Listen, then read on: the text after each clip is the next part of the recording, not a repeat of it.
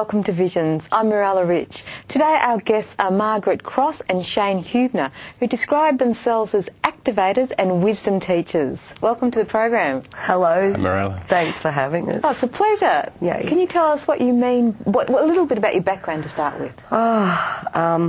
We're both really ordinary people. We grew up I grew up in Queensland. Grew up at the beach. It's nice and warm and sunny, so I have an amazing connection with nature. I'm a mum. I've got 3 children. I have studied at Melbourne University. I've got a Bachelor of Secondary Ed. I did a diploma in women's studies. I've got a Master's in criminology, and I was doing a PhD in criminology when I decided that my life had to go in a very different direction. So now I'm doing something that's so far removed from criminology, it makes most people's heads spin. Wow. And can you tell us what you're involved in? Well, at the moment we are running traditional medicine circle retreats. We do public speaking and lecturing and teaching using the wisdom traditions from all around the world, from various Indigenous cultures. Okay, we'll go into that also a little bit further throughout the program. And Shane, can you tell us a little bit about your background? Certainly. My parents came together in New Guinea, so I was born in Papua New Guinea. It was an interesting little place to start. And I moved down to Melbourne, where they did a sea change in the mid-60s. So they'd saved up money from carpentry, and my mum worked on the trams and bought a bush block.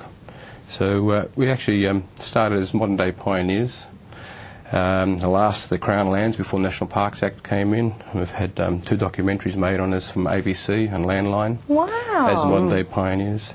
You see him with blonde hair and... How beautiful. What were the documentaries about? As Pioneer Huebner, it was just showing the last people developing land. They were able to develop land before the National Parks Act came in, and everything became reserves and locked up. So we cleared virgin land. That's what it really was. Cleared virgin land and made a living. So I've been involved in how to live off the land.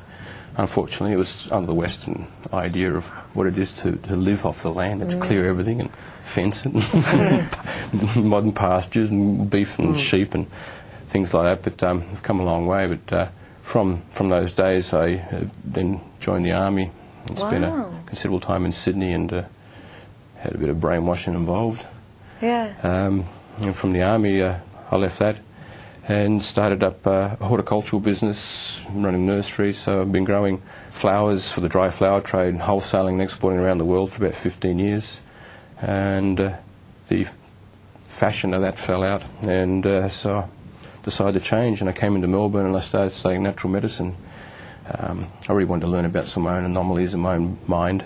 I think some people might label them as ADD sort of type tendencies. So, there's moments of brilliance, and most of the time you're sort of struggling along. So natural medicine helped me understand, and so I studied neurochemistry and psychology and food as medicine and all these wonderful things that natural medicine will teach you these days. So I went on there and looking at the actual medicine process of what it is to be healthy and to be whole, and I realised that really we're playing with energy and in different forms, and energy has different dances, and we're just looking for right relationships in it. And I fell into looking at Taoism and studying Tai Chi and Bagua and Xingyi and Qigong, so actually playing with energy directly and having direct experience with it, and to find out what it is to be whole and aligned and connected, and it opens one's perspective and you change. That's amazing, like coming from being in the army to going into this totally different way of this wisdom teaching and teaching people to all be one with each other. Can you tell us what is this wisdom teaching? Well, throughout, there's not a lot of wisdom teaching going on in Western communities, let's put it that way. But if you go to most Indigenous communities, you will find that there are elders and keepers of the wisdom, and they are the people that keep everybody within the community connected to one another, connected to their environment, so that they live sustainably, they live at peace with their environment, and they give back to Mother Earth, not just taking it. So what we're trying to do with our wisdom teaching is to reconnect people back to where they come from, which is this planet which sustains them, so that they can make right decisions about how they live with one another and with the planet, especially with the planet, Because when you think about it, this is just like a little egg in space with a little tiny shell of atmosphere around it. That's it. That's our home. And if we destroy this, poof. Yeah, it's like everything you do has a consequence, doesn't it? Everything does. Everything happens as a consequence. So essentially we teach about common law, ancestral law, what communities have agreed to in the past. And we teach natural law of what it is to live in harmony. You can't go against the grain of what is created and what's presented as a set of principles. And we teach divine law. We understand that we didn't make ourselves and create ourselves, and my father didn't make himself, and his father didn't make himself. We understand that we have involved part of a process, that we are under something that's sovereign above us. Some of us don't know, some of us do know. Some have a word defining it. The word's usually God. We like to define this sovereign consciousness as a great spirit. Yeah.